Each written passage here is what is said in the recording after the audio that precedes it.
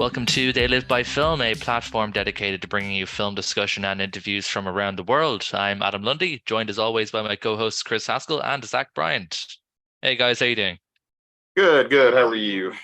Good, excellent. Can't Good. complain. Happy Sunday.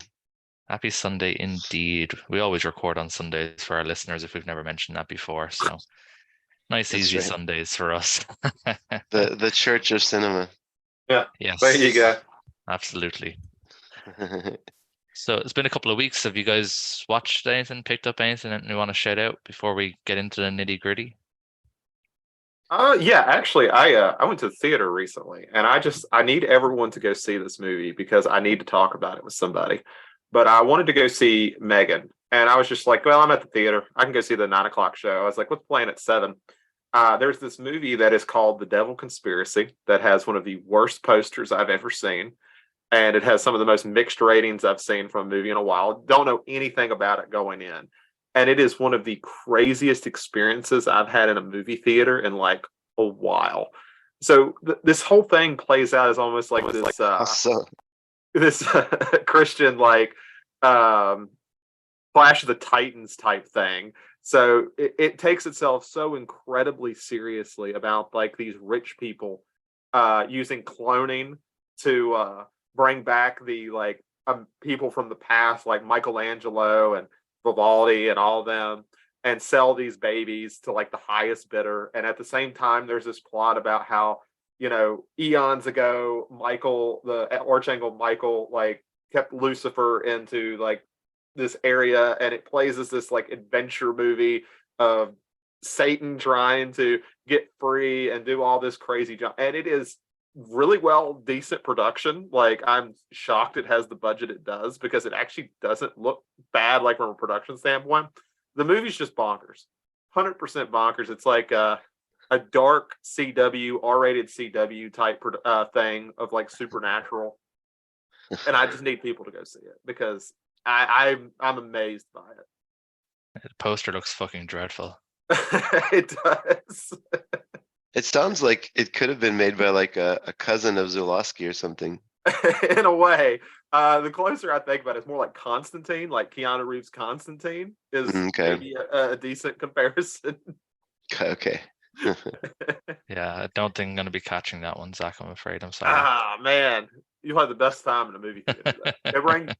Go bring your pals in, go to the theater, go get drunk. It's the best time you'll have all year. Are you on Team Megan, Zach? I like Megan. Megan's fun. I enjoyed it a lot. That one's been fairly divisive as well, huh? Yeah, but I had a good time. Like, I wish it was R-rated, but I understand, they're taking a risk in January, putting a horror movie out anyway, and it's obviously paid off for them. I mean, it's been very successful in the box office, so hopefully on Blu-ray we'll get a unrated cut that has all the kills intact. But oh, nice. It's enjoyable. I saw a funny meme yesterday that had Mike Tyson hugging Annabelle, and it said, for the first time in her life, Annabelle was scared. I like that. And no, I don't really have too much to report. It's been a busy work week, or work 2 weeks. I've been on the road. So for basically an entire week, I was just on the road between Montreal, Manhattan, and then upstate New York and Rochester. And so it's just not as fun seeing these movies in hotels rooms on a phone. I mean, I've been doing the film club stuff, kind of the bare minimum just to be relevant with the different discussions and things. But I'm ready to get back into the year movie wise here. So that's going to start this week. Well, I mean, you did get right for a better. What was the one? Now I've forgotten the 4-hour one we watched. Brighter Summer Day. Brighter Summer Day. There we go. There's the word I'm looking for. You were involved in that one, so that you get full credit for that 4-hour one. Thank you. Yeah, that's a great airplane movie. What about you, Adam? Film. Yeah, it's kind of been a slow start this month for me, just because again, work and traveling and different bits and bobs. I saw. I've been again just kind of working through the sight and sound list, like I have been sort of slowly plodding through since it came out. I saw Imitation of Life, the Douglas Sirk film, and I've only seen one Douglas Sirk film before. It was Magnificent Obsession, and I didn't really care too much about it. I didn't really like, it was just schmaltzy melodrama, whatever. Wasn't too fussed about it. But Imitation Life was a great movie. So good. Really, really searing kind of drama. Really interesting race relations subplot, stuff about motherhood, about class, all that kind of stuff. A really, really great film. Wasn't just your typical, Douglas Sirk movie where an older woman loves a strong young buck, and breaks all the rules to be with him. It it was a really, really great film. I really enjoyed it. The ending was phenomenal. And then I watched one of the two Radiance films I got in, Big Time Gambling Boss. Uh, Really awesome film. It's kind of Yeah. like, yeah, and I definitely understand the connection to the battles, or the battles with honor and humanity, Uh-huh. but battles without honor and humanity. I Yeah. totally get that because when I watched that, I felt like it was The Godfather sped up times three, and I got the same vibe from Big Time Gambling Boss. It's just like, it has all the kind of classiness and pulpiness of The Godfather, but at like 90 minutes. So, which is always nice. So yeah, that was really good. I haven't gotten a chance to watch the Elio Petri one, the Working Class Go to Heaven. But yeah, Big Time Gambling Boss is great. Shout out to Fran and Radiance Films. The packaging is phenomenal. The print is amazing. Yeah. Haven't delved into the special features, but they look really good as well. So yeah, definitely looking forward to picking up more Radiance stuff as time goes on. He did something Hey, another clever. one. Did you? I know exactly.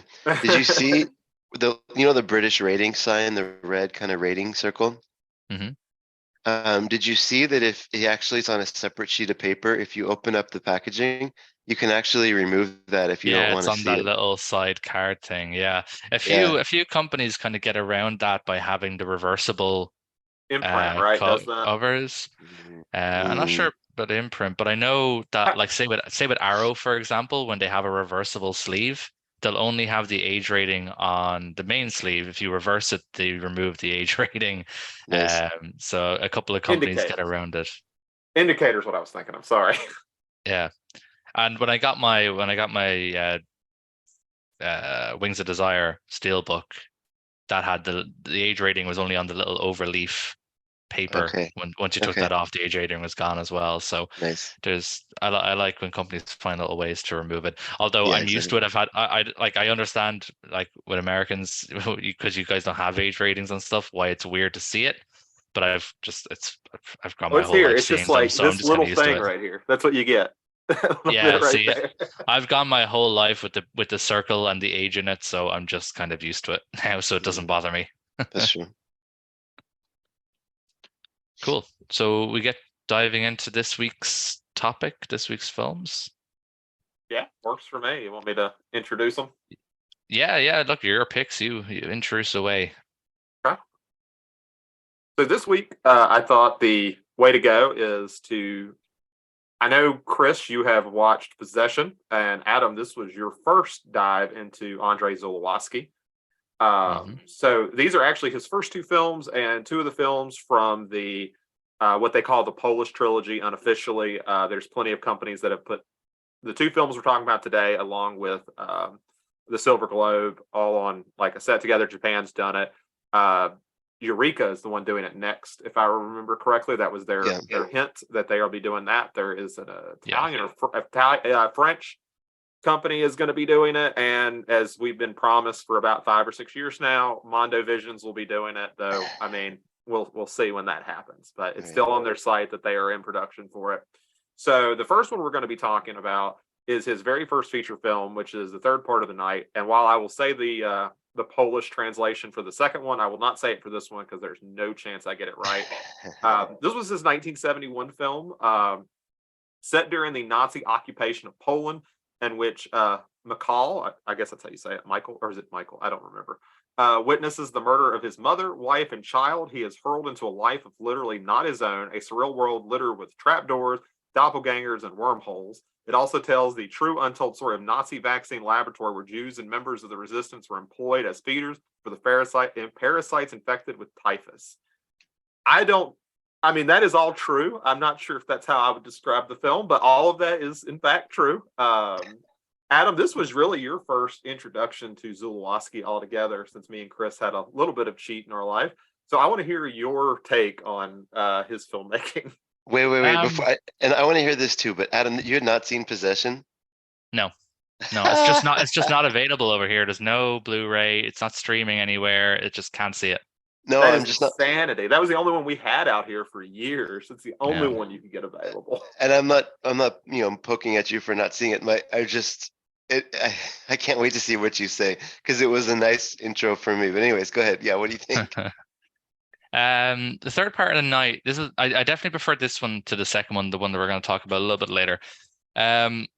Really interesting. I didn't really know what to expect going into it. I obviously read the blurb and it was like, okay, well, that makes no sense, but let's see what happens. Um, stylistically, it was kind of like the way I was sort of thinking it as a film developed was like David Lynch making a Jean-Pierre Melville movie with a little bit of Tarkovsky thrown in. There was like detective-y stuff, even though it's like resistance and Gestapo and World War II. It felt kind of detective-y, felt kind of like that, but obviously intensely surreal. I've no idea what the film's about, no idea what really happens, but I liked it. It was fun. It was a fun journey into something, madness. I don't know. Um, it was Hysterics is probably the best thing with Żuławski. All of his films, at least the ones this I've is seen, are this is hysterical. this is what I need. This is what I need to ask, and was really evident in the next film we're going to watch. But like, why do his characters not just shut the fuck up screaming for like this 5 minutes? They're always shrieking and That doesn't sobbing. change. I'm telling you right now, that doesn't change. Okay. That is who he like. I guess the best way I could describe it is kind of like a minor way of what like Cage talks about. Like acting is not to be realistic; it is to convey emotion. It is to be expressive. And Zulawski just turns that up as far as he can to all of his actors. I mean, his Yeah. wife is in the second one. We'll talk about her. He put her in an interesting position, and there's probably a reason he had to make that divorce movie for Possession from the way it Yeah. went. Oh, So, right. Okay. but no, Zulawski is very much a energy guy. Like all of his stuff carries so much energy constantly, and it's exhausting. Like honestly, as I loved everything of his I've seen, but you were exhausted by most of the end of it, just Yeah. because so much happens, and none I of it was makes sense. I kind of felt like this in Possession, but especially in these first two. I feel like what happens if John Cassavetes takes speed? Because See it? yeah, third part of well, I guess what about you, Zach? What'd you think? I really like third part of the night, and I'm going to try to keep this minor because Adam has not seen Possession, and for anyone who hasn't, they feel very much like two sides of the coin. We talk about third part of the night, and you talk about Possession. They do a lot of things similarly that I don't want to put too much into because it talks about the end of Possession with it. But he uses similar types of horror for both of them, and they're both. I don't know. They feel very connected a little bit more than Diabell does, which we'll talk about a little bit. But with third part of the night, it makes no sense, but I'm okay with that. I've never watched a Żuławski film to understand what's going on. Even his ones that are a little bit more straightforward, which I guess is like Possession's a little bit more straightforward. Like you kind of get what's going on in a way, sort of. His is very much a vibe type movie. And the best way I've ever thought to describe it is it's kind of like that moment, like when you're still dreaming, but you're halfway awake. Like you're waking up in bed and you're going back and forth between reality and a dream. And that's always kind of how his films feel to me. Yeah, I was just getting apocalypse vibes from both, and obviously I suppose it makes sense a bit more with the ending of the third part of the night. But yeah, just apocalypse vibes, like the end of the world is happening right now. Strap in, enjoy the ride. This is the end of the world, which makes sense, for a film set, during the Polish occupation or the German occupation of Poland in World War II. I'm sure it very much felt like the end of the world to a lot of people. Yeah. And he keeps that around, like we talk about Diabell. He keeps it with the occupation in Poland again, because that's sadly a habit in Poland. They get occupied a lot during history. But even when you go to Possession, you're talking about the Berlin Wall of Germany. That's where that takes place. It's a big part of the film in a way. Like it's kind of funny. He puts these as major settings, and I'm sure he's discussing them. And I wish I had more knowledge to see what specifically he's talking about with both films. But he's at least commenting on something. And but it's never like the main point. Like it's always like this very emotional journey. Like in the first one, it's this guy's entire family's murdered in what, like the first 10-15 minutes of the movie. And that's really the Yeah. point of the movie, even though it's like, yep, there's this Nazi Germany thing going on too, which I find fascinating. Well, so I should just want to quickly jump in. The world puts this at the 5,000 best horror movie on They Shoot Zombies, Okay.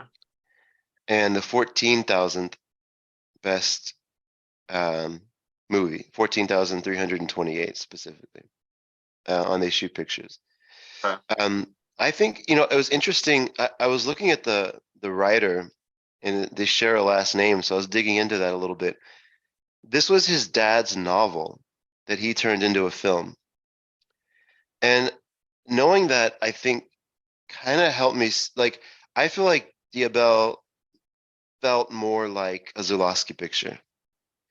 And this was also very much like one of his. But, like the way that he used like that frenetic kind of crazy energy in The Devil was, I think, more what I was kind of expecting. It was like he was finding his footing a little bit, but he goes and does that in Possession with better actors. Adam, for what it's worth, Isabelle Adjani, I don't know if you've seen her in anything, but in Possession, she absolutely crushes this role that requires her and Sam Neill. Sam Neill actually does a good job too, but I think they're a higher tier of actors, and they handle this material better than what they do in Diabel. I know we're talking about Third Part of the Night, but Third Part of the Night was a little bit more understated and a little bit more, there's a little bit of chaos in the actor's eyes, but it wasn't quite to the same degree. So I think this is, his first film. And I think some elements of that showed, not in terms of quality. One thing that struck me in this, as well as the other one, is I think from the very beginning, I think he sets the world up very clearly and very well. Like, I immediately understood where we were at, what point in history we were at. Like I think he communicates those things very clearly. The production quality was fantastic in both. I was really, really impressed with the production value. I don't know, how much funding he was getting or what have you, but the fact, like he essentially, like you said, he sets up the world and the sort of time frame that they're in without question. Like, you wouldn't look at this and think, nah, this looks fake, or this doesn't look sort of realistic for it. It's really, really, it's like just as good as like a Hollywood production in terms of like setting up production of it, like, setting up your production design to make it look like you're in a particular, time. It's really, really great production values. Yeah, and his whole career is interesting anyway, because like we'll get it more with Diabel, but the Polish government really, really didn't like him, like at all. He was very critical of them. Almost all of his films are very critical of Poland. So, like for example, when we get Diabel, it comes out a year after this, but it won't be released until the 80s, because, and that's just part of what he deals with at that. So I'm very curious where he got funding from, because he wasn't very well liked in his home country from the sound of it. So it is interesting, because I don't know if he's just doing a lot with a low budget, or somebody just really liked him, but it was something. Yeah, no, for sure. One thing I never quite understood, and I guess we haven't really talked about the movie that much, in terms of like the plot and stuff, but did y'all ever figure out what the third part of the night means? Isn't it kind of at the beginning where, they're talking about, I didn't rewatch this, I should have, but there's a whole quote at the beginning about that, right? Well, they go through the whole like kind of biblical sounding, I'm assuming it's from the Bible, but they go through, it almost sounds like Revelations or something, where it's kind of like the end of the world type deal. Mhm. I don't remember, I don't think they use the phrase the third part of the night in that, though. I don't think so. I'm not that I recall. I was waiting for, Yeah. because they were saying the third part of this and the third of Yeah, that, yeah. but I don't recall them actually ever saying the third part of the night, whether it was blue cut balling off or, yeah. No, and And then I mean, I guess it goes into what Adam was talking about, that it comes off very apocalyptic in what's going on. Yeah. was trying to figure it out. I mean, like this movie plays a lot with identity, right? Yeah.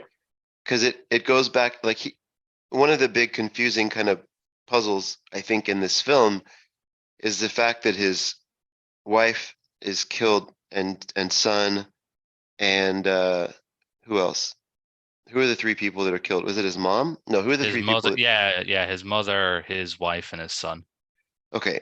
And then he kind of goes into the city, and then there's this interesting exchange with a new woman and a new son, and we have to try to figure out, like, it's almost like playing with reality a little bit, right? In the sense of, like, because they throw these phrases in throughout the film that are kind of saying, like, well, have you found a new family yet? Like, have you... This is why I definitely get sort of Lynchy vibes from this, and there's a small part of it that crosses over into Diabel, but I'll try and keep things as close as possible. But the whole sort of identity crisis reminds me a lot of Lost Highway, from David Lynch, in terms of like characters becoming different people and sort of integrating themselves into other people's lives, but being the same person, but also being a different person. There's all that kind of blurring of Yeah, identities, and yeah, this happens yeah, with the main character in this film because, after his family is killed and he sort of flees into the city, he gets another man gets mistaken for him and killed, because they're wearing similar clothes, and then yeah. he ends up sort of trying to look after that man's wife and child, and the wife looks like his wife who was Yes. killed, and it's like he's almost taken over this other guy's identity. So there's a blurring of lines there. And it just kind of, this is what kind of gave me Lynch vibes in a way, that sort of way that he likes to play with identity as well, in like Lost Highway and obviously Mulholland Drive and Inland Empire and stuff. It's a very common theme in his films. So like I wouldn't be surprised if he was influenced by this. I don't know if how far-reaching Żuławski was in contemporary times. I know obviously now he's quite revered, but I don't know if he was far-reaching in the 70s. But if he was, like, I wouldn't be surprised if Lynch and had seen this film and picked up something from it. Yeah. I will give, if you guys would be interested, I will give you kind of my reading on the doppelganger stuff, but it's probably the biggest reach I can come up with, but it's about the only thing that makes sense to me. Hey, I got nothing that makes sense, so by all means. So, Yeah, do it. so one thing I noticed, I've seen 4 of his movies now, and he obviously has a lot of thoughts about the Catholic Church. I think Catholicism was, as far as Christianity religions goes, a major one in there. Judaism is obviously a major one in Poland, and with the doppelganger stuff, it reminded me a lot of like the story of Job, where there's this whole idea that basically there's an adversary that says the only reason Job is very thankful for anything is because he has all these nice things, like his family and all these things. So they kill his entire family, and he gets a new one by the end of the story. Spoiler alerts for Job, and that's kind of what it feels like for me. Is almost like it's this weird replacement idea of almost like I would almost put it as like how he feels kind of about Polish government, or at least Poland occupied Nazism, is they took everything away from them, and their response is, well, here's a different one. Here's a new family. Here it looks just the same. So what's the difference? When obviously it is different. It's still, he lost his entire family. One point to kind of just build on what you're saying, that if that's true, then the Christian, quote unquote, Christian Nazis, right, were persecuting the Jews of Poland and kind of playing that role of God. Yeah. Right. So that's a searing critique of Christianity. Yeah. Which could fit for sure. You kind of get that too. I don't think either one of you guys have seen On the Silver Globe, but he has a lot of thoughts about Christianity that come out very much in his film, and really just religion in general. I don't know what his religious beliefs were, and it kind of goes into that McCarthyism of what's the difference between pessimism and nihilism. It's kind of thin, but he might be closer to the nihilism section of that than pessimism in a way. think his religion is anger. Yeah, he has a lot. He does have a lot. That's interesting. I mean, I don't know if I don't know enough to know if that's his intent, but I mean that certainly does fit with some of it. The only thing I would think to counter that would just be that I don't think that the character's portrayed as good in the same way that Job is first. But maybe that's just assumed in the sense that this is a story about a Jewish man being taken over by an unfair God, if you want to use that analogy, right? Yeah. So maybe that's just kind of assumed. Yeah, and I mean, and it's hard to say because I mean, Adam, you kind of brought up where it's really hard to read characters in this anyway because I mean, they are on such high emotions, like nuance. I'm not gonna say nuance isn't something Żuławski likes. I mean, obviously he does a lot of surrealism and stuff like that, but character emotions he puts to the extreme, so it's almost hard to read them like them as nuanced characters in a sense because they are very much defined by their how Go, volatile they are in their emotions. yeah, like going by the two I've seen, he has two types of characters: the ones who are quietly insane and the ones who are loudly insane. Yeah. There is no middle ground, it seems. No. Everyone there's like almost like he believes like society is like this thin veil of depravity. Like society is the only thing that like keeps literally anything in line and it's barely there. Yeah, I think that's something that's sort of you see a lot in a lot of sort of writing and filmmaking, that and just sort of general philosophical thought, there's a very thin set of rules that are keeping us all from becoming depraved animals. At any one stage, we're all just one moral sort of set of moral codes away from killing and murdering each other. So as he tries to set up life with this new family, his new wife encourages him to go back into this trade of using his blood to feed lice. Right? Yeah. And so tragedy and shocking that this was a real practice. I don't even know. I can't even fully process that. But I guess the idea was that the lice helped create vaccines for a disease that was going around, or typhus, I guess, right? And so for those who had survived typhus, and if you could get tick that or lice that were infected, that would produce a stronger vaccine. Is that where because that was like that was a promotion for him, was that he could go now to infected lice, right? Yeah, like the idea is, I mean, it's kind of how we build vaccines now. You take the cell and you allow the body to learn to fight it off. And these people have already probably fought off the virus. So the good thing about if you're one of these people, you get extra rations, you get all these other things because they need you healthy. So you actually get an okay deal. You just have to have lice suck on you for a while, and they'll take the blood from the lice and make it help develop a vaccine with it. So if we were going to assume that he's kind of being somewhat poetic, I mean, darkly poetic, but he's using this as like a metaphor for something. I was trying to pull from this, like it's this idea of like sucking the blood, sucking the life. I don't know. I was trying to figure out what he was trying to use that for a storytelling device. I mean, maybe he just really wanted to show the tragedy that the Jewish population had to go through in occupation.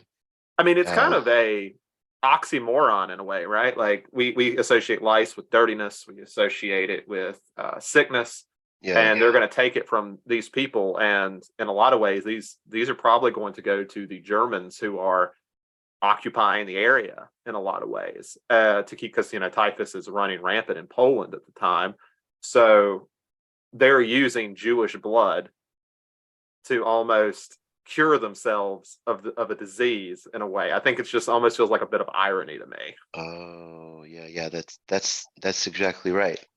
They're only being kept alive by the blood of the Jewish people, and they're not getting sick and dying from typhus.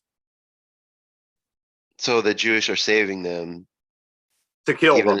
Yeah, Yeah. to help them kill them. It's almost like this weird catch-22. Obviously, he's going to do it because he gets extra food, he gets health, he gets paid. But it's a very short-term thought because he needs it. And that's just reality of the world.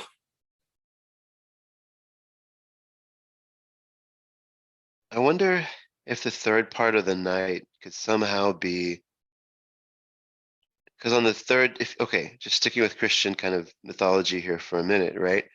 The third day is a big day as far as like the figure of Christ coming back from death, right? Right. So do you think that if we play on the blood analogy, do you think that now having pure blood, it does this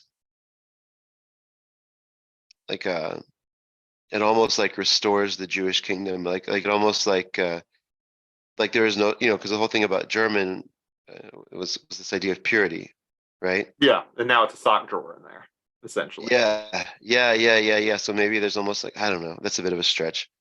I I was just don't trying think to it, think. I mean, and that's kind of, I guess that's kind of the hard thing is he's just not going to give the answers. And Yeah. so I think that's a very legitimate. I think it's very interesting. But yeah, I think it's almost a guess because I'm not sure how much he ever talked about religion beyond his films. So it'd almost be like, I'm sure if you read something, you can maybe help piece it all together. But I mean, I guess that's also the fun part, right? Is trying to figure it out on your own of what Yeah, he's trying to exactly. say or what you believe he's saying. And Adam's it's been like, quiet for a while, so why. Yeah, no, I was just like, despite despite Ireland's reputation, I am not religious in any way, shape, or form. So I don't have a clue in terms of religious stories and days of importance and all that crap. But I was just going to chime in and say that I don't think anyone can say that when you have a film like this, which is surreal, and this is kind of the point of surrealism, I guess, and especially, you know, away from like, say, again, I'm going to bring up David Lynch. David Lynch often gives you the tools to solve his puzzles within the film itself. Like with Mulholland Drive, for example, you're able to figure that out if you watch it enough, and you can kind of put the pieces together. Something like this is a bit more standoffish and doesn't really want to give you any answers. Doesn't care if you know an answer or not. It's just it's this is the film. Enjoy it. And in a way, when you have a film like that, which is surreal to that degree, you can kind of make up your own sort of story as so long as you have, bits and pieces you can take to support that, which you guys have been doing, with the different, with the third part of the night representing the third day that Christ rose and purity of blood with the Germans and all of that stuff. It might sound like you're reaching, but there's evidence based on what you're seeing in the film. It's not like you're making stuff up or filling in blanks with information that you're just kind of making up yourself. So it's better than anything I came up with. I just thought it was just a weird trip. So I mean, if he was still alive and he would be able to probably say, yeah, it was just supposed to be a weird trip. I don't know what you guys are talking about. Future friend of the podcast, Andrzej Żuławski. I like if I made a really surreal film, I would say that just to fuck with people. Like but anyone who Lynch came has up with done it it for years, right? Like, can you elaborate? No. But he never comes out and says that, he always, like, everyone remembers the no part, but he did say it's his most spiritual film. So that implies that there is meaning behind it. If I was someone like Żuławski, I would have come out and said, "No, this film means nothing. There's no subtext here. I just wanted to make some weird shit happen." Yeah. And just watch scholars just like collapse in on themselves who've spent, countless years of their life trying to figure out what this means, and just, nah, it was nothing. I just thought of some random shit and thought it was cool. Sometimes the curtains are just fucking blue. Yeah, exactly.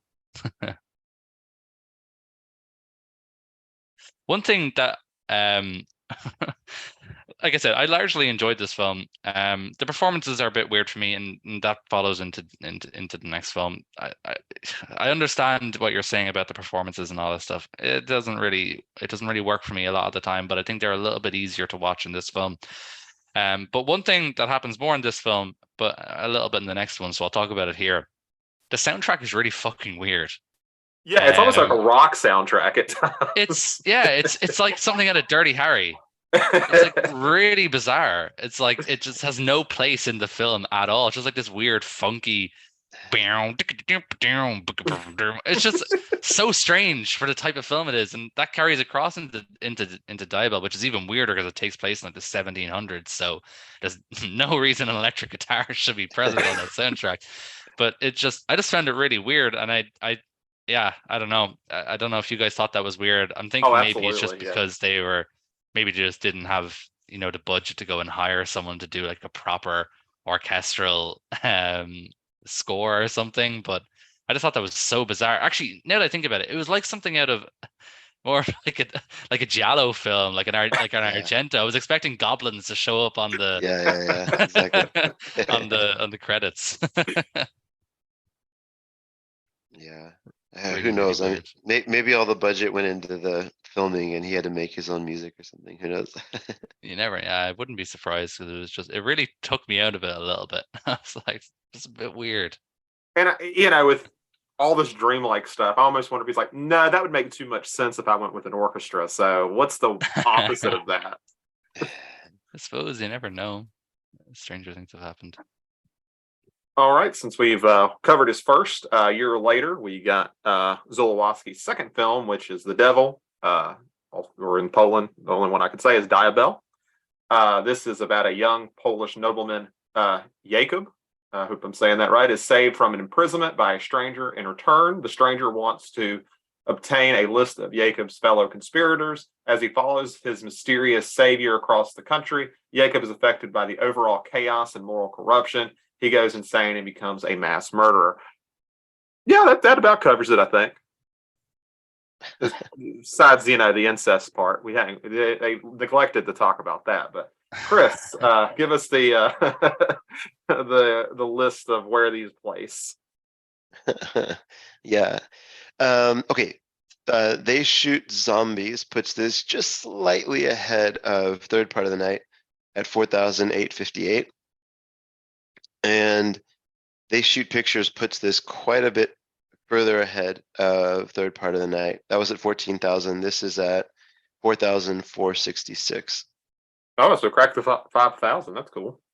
It is in the 5,000. Yeah, this movie was a trip. This is what I was kind of joking about. What happens if Cassavetes takes speed or cocaine or something? This one is what really clued that in for me. I mean, I think this is a frenetic movie. I like that you use the term exhausted by the end of it. There's so much going on at every scene, not only with the energy, but also with characters and the way that they interact and who they are and what's going on. It was a puzzle. What did y'all think of it? Yeah, and there's a lot of depth in like all of his scenes, like in the backgrounds and stuff like that, which I think keep it very interesting. Like there's just every scene has like a ton of stuff going on, even if it's not about characters or even about the story. There's just a lot to look at. Yeah, this one's pretty bananas. It's definitely hypes up the people screaming and shaking and shrieking every 5 seconds. I got an hour in. I literally only finished this like just before we started recording. And I was like an hour in. I was like, oh my God, will these people shut the fuck up? It was pretty hard to watch sometimes. Just kind of like being stuck in a madhouse for 2 hours. But yeah, I didn't like it as much as the Third Part of the Night. The production values, again, just to say, incredible. Really, really well put together movies. The sets, costumes, really great. Cannot fault it at all for that. I think the story might be a little bit more straightforward than the Third Part of the Night. It's still pretty crazy, and like we said, it's very frantic, runs all over the place. If you put it in its most basic form, it's basically a slasher movie, which I'm all for. Maybe it's why I like it a little bit better. Yeah, I can get that. It's dude, the world is crazy, and so the dude becomes crazy to match the world and starts hacking people, which is fair. It kind of reminded me of a much more nihilistic version of just in terms of tone of Valerie and Her Week of Wonders. Oh, I can totally see that. Why I picked that one too, didn't I? I believe I did. Yeah, it's probably just because of the time frames and stuff, with the costumes and all that kind of thing. But yeah, it just kind of reminded me of that in terms of the tone, but like way more depressing and nihilistic. As depressing as Valerie and Week of Wonders is, more from a practical point of view, it's more sad, I suppose, when you go into the filmmaking aspect of it. But this tone is extremely depressing, nihilistic.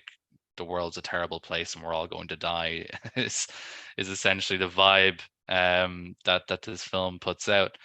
But yeah, look, it's well made. The story is fine. The people annoy the crap out of me, and I kind of struggle with it because of that. The overacting and everything is just. I understand that's you guys are saying that that's just his style. It just doesn't really sit for me. Unfortunately, it wasn't my cup of tea. I do think it takes. Go ahead. No, go ahead, Chris. You probably have something better than I do. I doubt that, but I do think it takes the right actor to pull this energy off. Like, Gina Rowlands and Peter Falk in a John Cassavetes movie have the emotional intelligence and acting skill to pull off that woman. What is it? Not Woman Under the Influence, but Woman on the Verge of a Nervous Breakdown. Or No, you're right. Woman Under the Influence, Cassavetes. Woman on the Verge of a Nervous Breakdown is Almodovar. Okay, yeah, Woman Under the Influence. Like they can pull that off, and I think Sam Neill and I already kind of said this, but Sam Neill and Isabella Gianni can pull off his style. I don't know that this was the right actors to do it. Like I think it came off like they were just kind of flailing around a little bit, as opposed to having some of the nuance that they needed scene by scene.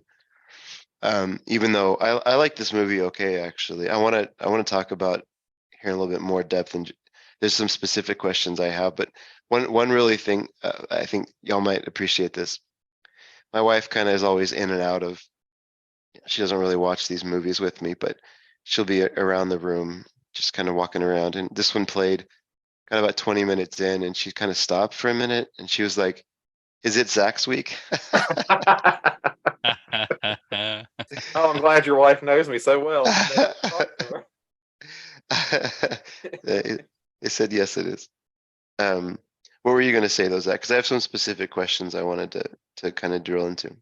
No, and I actually don't necessarily disagree. Even though I do like this better than Third Part of the Night, I do think the acting is a little bit suspect. I will say the guy who plays the stranger, I think, is definitely the highlight. I think he does extremely well. Yes, but he is also the most reserved in the movie for the most part. Like he's very much a quiet. I think Adam, you're the one who mentioned quiet insanity, and that kind of fits him to a point. But yeah, like I almost can guess which scene it is that Adam's referring to is probably near the beginning where his love interest is getting married to his best friend and she goes hysterical. Like because she sees him and thinks it's a ghost.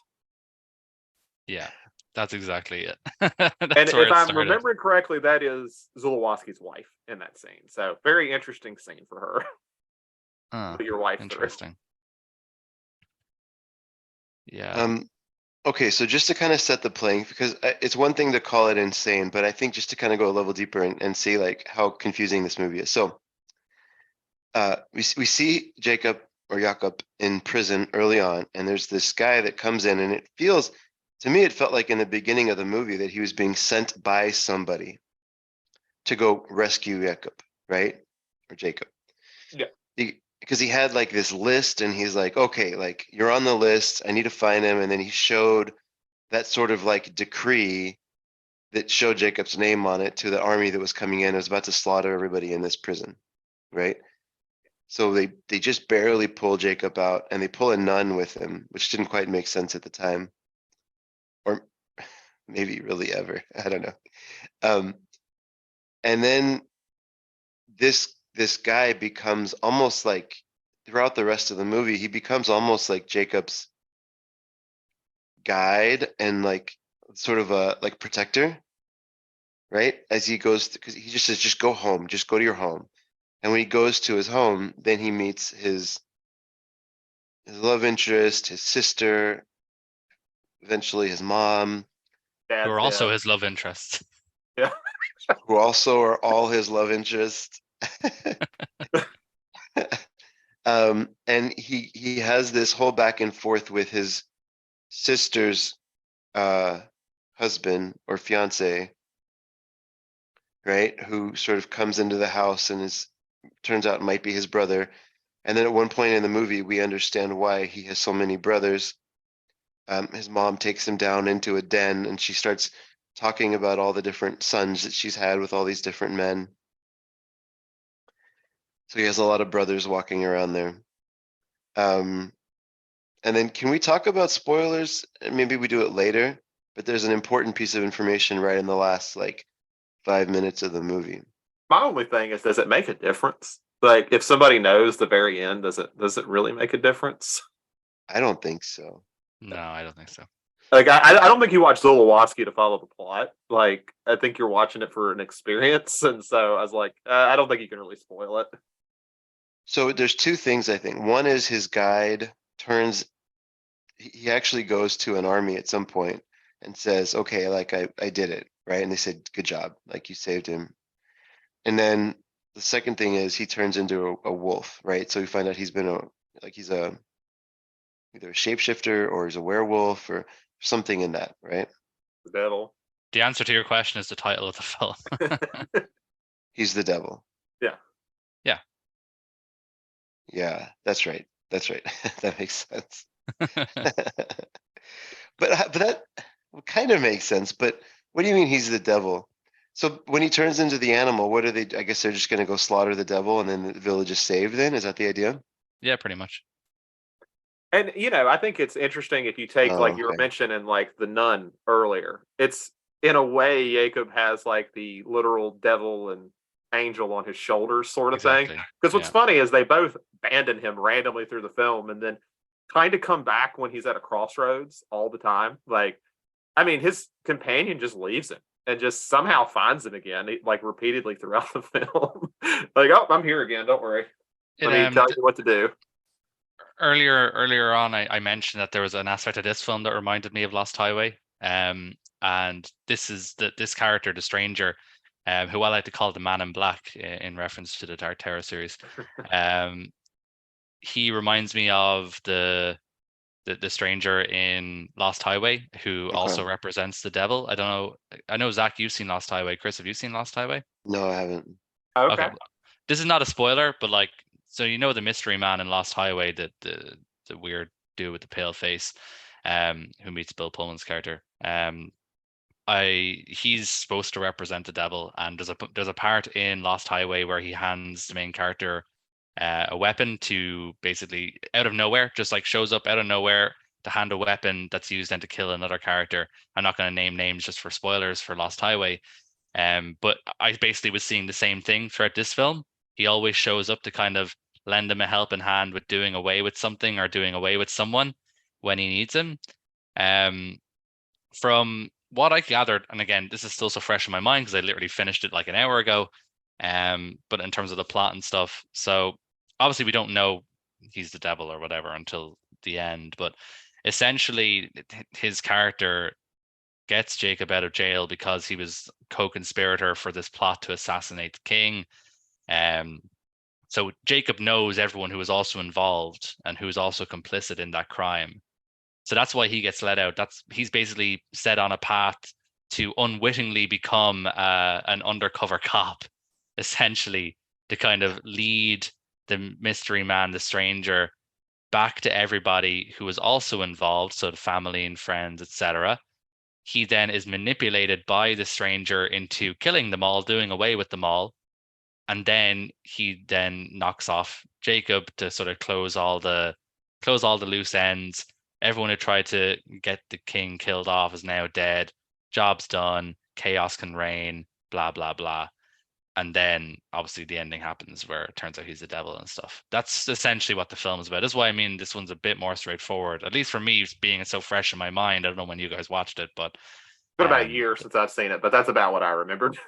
Yeah, so that's what it seems to me anyway with the film. Obviously, there's ton of mad shit happens in between all that, but essentially, from what I was able to read of this, is this stranger is essentially manipulating Jacob the whole way through the film, as the devil on your shoulder would do, into doing away with everybody who was involved with this assassination plot, and that's why he sort of meets up with the soldiers at the end to say, you know, the job is done, because everyone who was involved with the conspiracy is now dead, and all the loose ends are tied up. And And and that's the reason he pulled him out of jail, because he needed to go back to the village and take care of everyone there. But it needed to, Exactly. yeah. Couldn't just do it himself. You know, he needed someone who knew everybody. So that's why he got him out, because you know he was part of the plot. He knew who else was involved. You know, his family and friends, Uh, etc.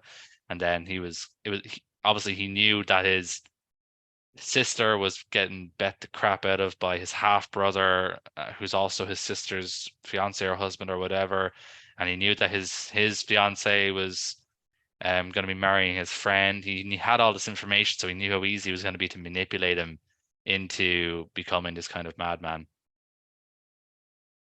yeah, and it does work out for him because like everyone like it's almost like none of the people who are co-conspirators are very thankful that he pretty much took the fall for all these people. Like he was the only one, as far as I can tell, that was arrested. And he was content with just kind of sitting there and not selling them all out. And then he gets back, and it's like, oh, well, it's gonna be real easy because none of them really care. oh, that's true. Yeah, good point. Um, Well, that actually helps a lot. I bet that would be even more clear on a rewatch as well. What was up with the very casual incest? Just your standard run-of-the-mill Eastern European incest. What of it? Because I was trying to think, Spank the Monkey is an early '90s kind of dark comedy about incest. Vinegar Syndrome recently put out the Taboo series, which is all about that. But I think this is the first art house picture I've seen with such a casual acceptance, like where it was just because it wasn't like there was some confusion. Like he was like lusting after his mom pretty hard. Until he came to his senses. Yeah. And then he screamed mom, and then they both freaked out. And then she came back and went for round 2. Well, it's almost like if you're going to talk about like moral depravity, like I guess the only thing I can come up with is it's showing how depraved he's becoming. That this hedonistic, let's just have sex. It doesn't matter who you are. It doesn't matter you gave birth to me. That's cool. It does its job.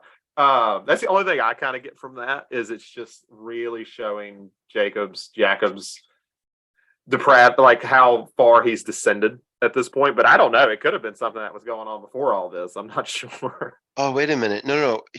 Jacob was the devil. That's what we just decided, right? No, Jacob is the main character. The devil doesn't have an actual name. The stranger Oh, is it's what. the guide. It's the guide. Oh, Yeah. no, never mind. I was going to say, because then she's the mother of the devil, but that doesn't make sense then. Never mind. I mean, I guess you could always, like, if you can figure out a way to say that it's really almost like this development of Lucifer to the devil sort of thing, I guess you could probably work something out to where he's the actual character. But I just feel like at the end, it kind of like, it doesn't leave that ambiguity of who the devil is supposed to be referring to in the title by the end, in my opinion. But I'm sure it could be there. No. I'm not trying to make it layered. I just got the faces confused. So the guide is the devil. Yeah. Never mind then. I don't know. Because she's, as the mother of the devil, that would make sense for a lot of reasons, as far as like having all these kids from all these different men and having her, but anyways, I don't know that I'm back to being confused. Yeah, like I think it just comes into what we talked about earlier regarding like the apocalypse, and once you remove all social constructs, it doesn't really matter. And both of these films kind of show the world teetering on that edge of the apocalypse where society is completely collapsed. What's normally taboo and not taboo is completely irrelevant. Everything is purely driven by animalistic sort of impulses. I will take because I agree with you 100%, Adam. I'm going to take my shot in the dark about the incest thing. I don't know if this was a thing in Poland, like it was with the Habsburgs and royal families of Western European. But the incest thing is kind of interesting because he was attempting to assassinate the king. There's almost like this, it's fine for them to do it. It's not fine for the lowly peasants to do it sort of thing. And almost like this double standard thing. I am pulling all this out right now, so it's probably completely wrong. But Polish listeners, let us know how incestuous your royal families were. Was it as bad as it in the West? I mean, yeah, that's my understanding of European history is that the royals just love to stay within the family. But it's just Game of Thrones. Yeah, blood exactly. Purity thing. Actually, we were talking about third part of the night, so we got a connection here. Yeah, that's it. They're both about being pure of blood. Okay, and then what about his sister? Maybe same thing. It's just all bets are off. Yeah. Pretty much. Yeah. Who cares at this point? If you're fucking your mom, you'll fuck your sister. It doesn't matter. Oh my gosh. We have the title of the episode, folks. Thank God. I'm sure Apple won't send that back immediately. Like, you can't do that. Episode 81. If you're fucking your mom, you might as well fuck your sister too. Great. Oh God. Word from the wise from Zachary K. Bryant to play this game. That's some Virginia logic right there. Hey. I feel insulted, and I don't have anything for that. You had that one. Touche. Oh man, it's too funny. Okay. Yeah, I mean, because the funny thing is, again, I know, Adam, not to exclude you from this. I know you haven't seen it, but although Possession was weird and frenetic, it felt so much more like you kind of talked about this, Zach. Like the ideas were so much more well formed, I think.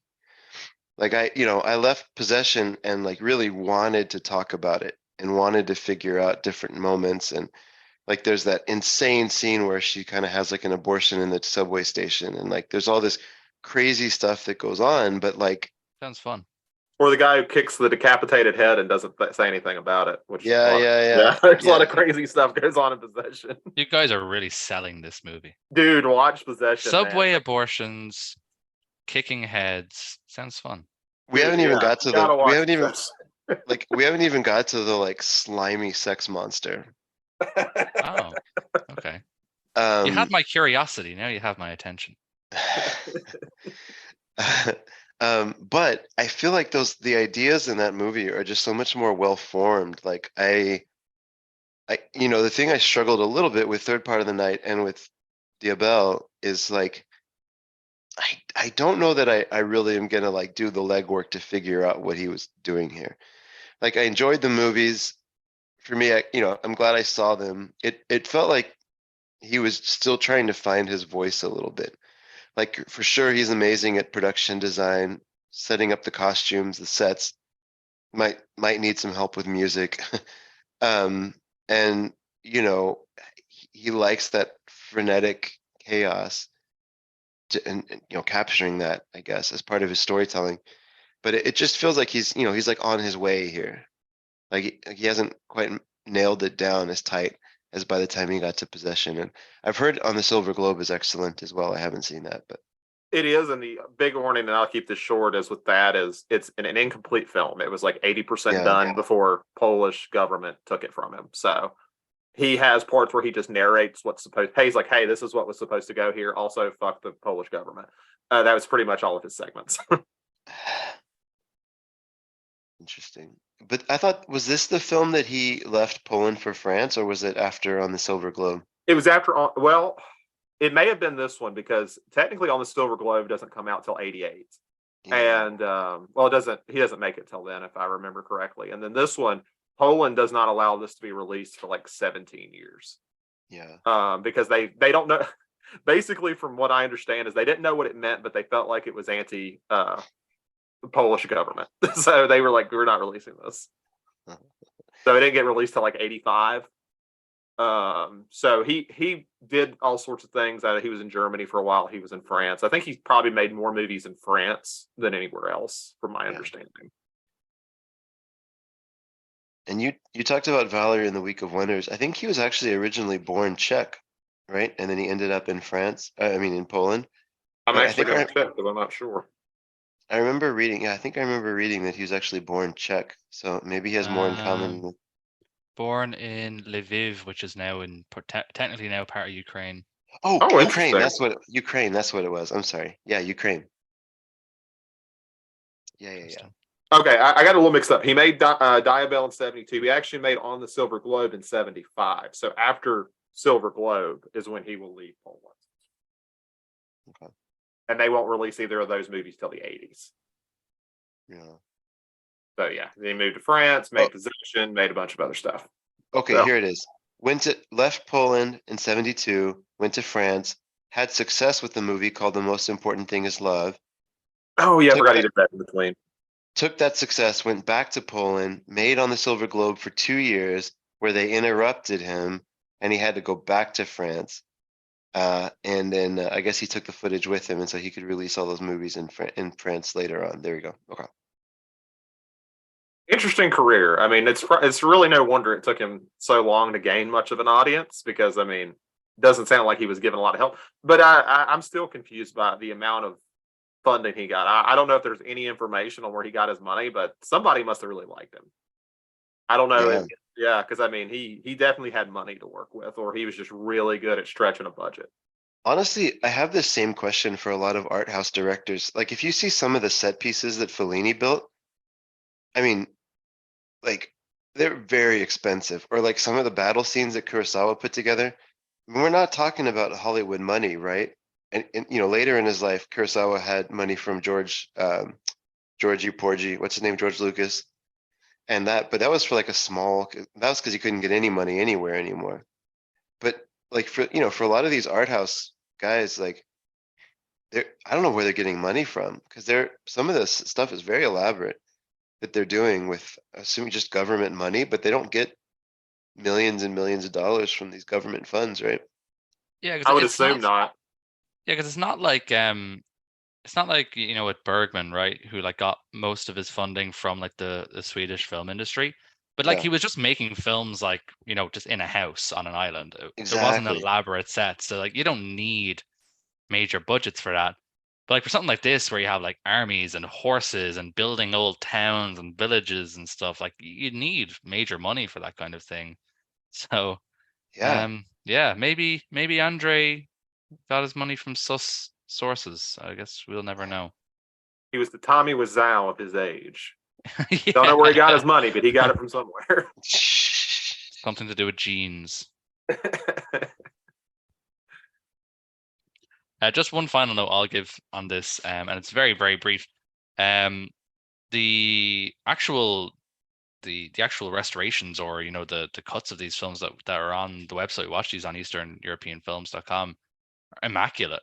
Absolutely. Yeah. I'm wondering if the release that Eureka is going to do for these, if it's going to be the same cut, or if they're going to, because they obviously haven't said if it's going to be 4K or just normal Blu-ray.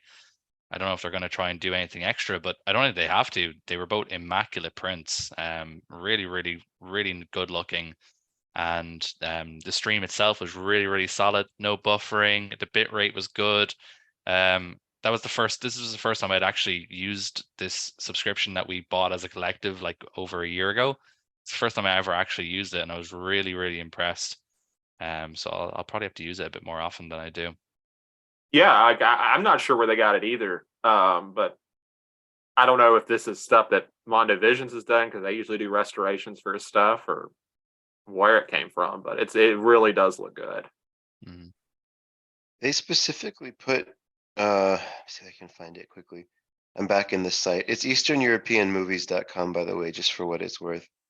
Not films, but they specifically put, no, it's fine, just in case anybody wants to find it. But they specifically put HD on the image for it. So let me see. So they went and found a new scan.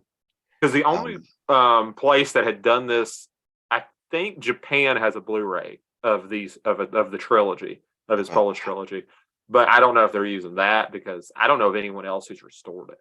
I assume Poland may have at some point, because they're at least both films open up with the same logo of a Polish film company. That I don't really know. I don't really understand what it says. Now, whether that's the original producer or whether that's like like a restoration company, I'm not too sure. But both of them open up with the same company logo. Yeah, I know. Yeah, KADR. Yeah, something like that. Yeah, it was a few letters. Mm-hmm. Yeah, looking forward to Eureka's release. It'd be nice to actually own these and to see if they do anything different. Hopefully we get some nice special features with them as well. Yeah, I hate that he's passed away now, because I know Mondovision's got like interviews and commentaries with him and stuff. So I don't know if they were able to get that before he passed, but it'd be nice if they can work with them to see what they were able to get beforehand. Yeah, you might be able to get some archival stuff. You never know. There could have been stuff he recorded previously that hasn't been released. So yeah, fingers crossed. Eureka are normally very good with their special features, so I would have no fear that what they put out is not at least decent. Yeah, can't wait to. So, just out of curiosity, Adam, what are we watching next? I thought I'd keep this director run going. It should have been 3 in a row, other than the mishap we had with Mambiti Diop previously. But I'm going to keep the director run going, and I'm not doing this to annoy you, Zach. I don't believe you. I don't even believe you a little bit. I'm not doing it to annoy you. I'm doing it because it's a director that I really love, and I know you haven't seen any of his films, but you have an idea of what his films are like. And I'm picking films that I think will hopefully make you change your mind on that. So viewers, you might have been able to guess. I'm going to be doing a Jean-Luc Godard week. Makes sense, he passed away recently. Nice to give him a tribute. I've picked a couple of films that I think just represent him as his best filmmaking. He has a lot of films that are deemed revolutionary, like Breathless, for example. I'm not choosing something like that. I'm choosing some films that I think offer his best actual filmmaking. Now I'll let you guys decide, because there's one film I'm 100% choosing, and then I was trying to choose between 2 others, but they are all reasonably short. I don't know if you guys want to do 3 films, or if you want to just force my hand and make me pick one out of the other 2. I'll let you guys decide what you prefer. Like, the timing of the films is, the one I'm definitely picking is 1 hour 23 minutes, and then the other 2 are 1 hour 43 and 1 hour 35. I don't know if you guys will have a time to fit in 3. What's the first one, out of curiosity? So the one I'm definitely picking is Vivre sa vie, My Life to Live. All these will be on the Criterion channel, by the way. All the ones that I'm potentially picking. That is an amazing film. I think it's probably his best film. Has one of the best acting performances ever. So that's one. I made this joke with you before, actually, Zach, when you had put 2 or 3 things I know about her in a poll that we did. Mm-hmm. And I told you that's not even his best film about prostitution, and it's because Vivre sa vie is his best film about prostitution. Okay, I like prostitutes. I respect it. Yeah, so that's one that I'm 100% picking. So do you guys want me just to pick one other? Would that be easier for you? What are your other 2 options, out of curiosity? Okay, well, I can let you choose between them if you want. Yeah, so you can be your own worst enemy if you don't like the one you pick. So the first one is one that me and Chris actually watched relatively recently in the film club, which is Contempt, or Le Mépris, which is really, really beautiful film. If you like, it's not at all like, it's kind of like the opposite of Vivre sa vie in terms of its visuals. It's made in, what's that really wide scope, Chris? What was it again? Cinescope or something? Oh, yeah, something like that. Yeah, but it's extremely widescreen. That really wide screen, that like that Sergio Leone used to use. It's shot in that. It's quite meta. It's set on a movie set. Fritz Lang plays himself, so okay. And it's just basically about a writer and his wife and their marriage kind of going to shit over the course of a couple of days while trying to make an adaptation of the Odyssey. And there's all kinds of there's this asshole American producer played by Jack Palance who just sticks his nose in everybody's business and just tries to ruin everybody's fun. So that's one of the options. The other one is a bit more in line with his more freewheeling films, and I would pick this one just because I think it's fun. It's Band of Outsiders or Band Apart, which is where Quentin Tarantino got the name of his production company, Band Apart. And it's just basically about these two sort of no good guys meet this naive girl all at an English course, and it turns out the naive girl lives with her really rich aunt, and they try and convince her to help them steal a bunch of money from her. So very easygoing crime caper. Again, that's the one that's an hour 35, so that'd be the shorter one between that and Contempt. But I think Contempt is the better film, but Band of Outsiders is maybe a bit more fun. Contempt is very serious. We'd be pairing two very serious films together with Viva Sofia and Contempt, whereas Viva Sofia and Band of Outsiders kind of gives you two different outlooks. I am okay with doing 3 if Chris would also want to do 3. I suppose, Chris, you've probably seen all of these, and we saw Contempt recently, so you probably don't even have to rewatch that one. I probably wouldn't rewatch Contempt. I mean, it's fun, but yeah, it's fresh. Band of Outsiders, yeah. I mean, if the choice is to do 3, I'm all into it. Band of Outsiders is very fun. I don't know if I'm biased. I kind of like Godard anyways, but Band of Outsiders is a very fun movie. I like that movie a lot. And let's just be clear, if I watch all 3 of these and hate them, I never have to watch Godard again, right? Absolutely. I will, every time you mention any bad word about Godard, I won't roll my eyes. Because at least you will have now seen the movies. And you're seeing 3 kind of different types of movies. So I think you're getting a very good understanding of his early 60s work. Obviously, he sort of changes styles so much throughout his career, but I think these 3 movies do a very good job of summing up his early 60s output. Apart from watching Breathless, but I think Breathless is just talked out at this point. I don't think there'd be any point in watching it and talking about it. Yeah. I think these 3 will have a bit more fun with them. Well, if I like it, Trufant will get my wrath after this then. That's okay. Trufant's very hit and miss for me, so I'm okay with that. The only thing I'll say, Zach, is we all do this. We all watch the movies like the weekend before we talk. It might be, if possible, it might be a good idea to space these out just a little bit. Okay. Not like starting now, but I'm just, if we're planning on talking in 2 weeks, maybe starting at least 3 or 4 days ahead of time, just to give, because they're all different, but like they all share some similarities. So I don't want there to be any fatigue that builds up just because you had to fit 5 hours a movie into the morning before we talk or something. I will try to avoid doing that. And I will also say these are not heady in any way. No. You're not going to have to do any research on these movies. They're very straightforward. Yeah. They're fun. Viva Sofia I haven't seen these. Well, other than Contempt, I haven't seen these in a long time, so I'm excited to revisit these. Yeah, I saw Viva Sofia relatively recently. Now, when I say that, it's probably been about 1.5 years, 2 years, but I haven't seen Band Apart in about 5 years, and I really, really like that film. So I'm looking forward to revisiting it. If we do, if it's a thumbs up on Godard, at some point I want to revisit Le Petit Soldat here in this group. Yeah, that was a weird one. I've only seen it once, and I was a bit. Yeah, I think. Yeah, I'm not going to go too deep into it. That was a bit of a weird one. But I'll wait until we get the thumbs up and on Godard before I recommend more Godard. Awesome. Okay. Sounds good, guys. Thanks, y'all. It would be fun.